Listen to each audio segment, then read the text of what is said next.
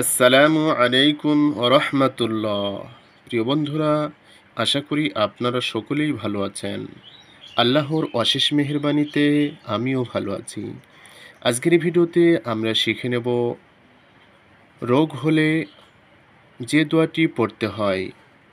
রুগ্ন অবস্থায় নিজের জন্য পঠিত দোয়া।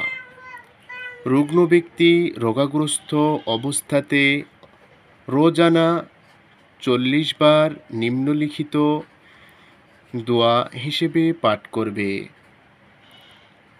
লা ইলাহা ইল্লা আনতা সুবহানাকা ইন্নী কুনতু মিনাজ জালিমিন।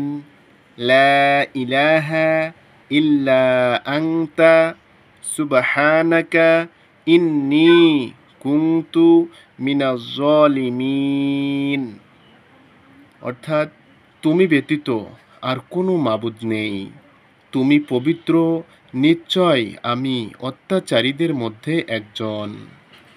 হাদিস শরীফে এসেছে, যে মুসলমান রুগ্ন অবস্থায় নিজে উপরোক্ত আয়াত 40 বার পাঠ করবে, সে যদি ওই রোগে মৃত্যু মুখে পতিত হয়, তবে সে 40 জন শহীদের সওয়াব লাভ করবে।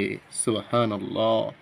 আর যদি সুস্থ হয়ে ওঠে, তবে তার জীবনের সমুদয় গুনাহরাশি মাফ করে দেওয়া হবে।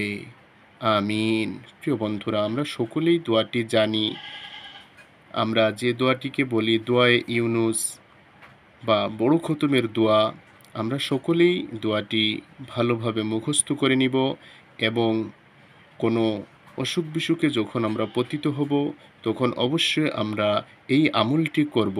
আল্লাহ তাআলা আমাদের সকলকে আমল করার তৌফিক দান করুন।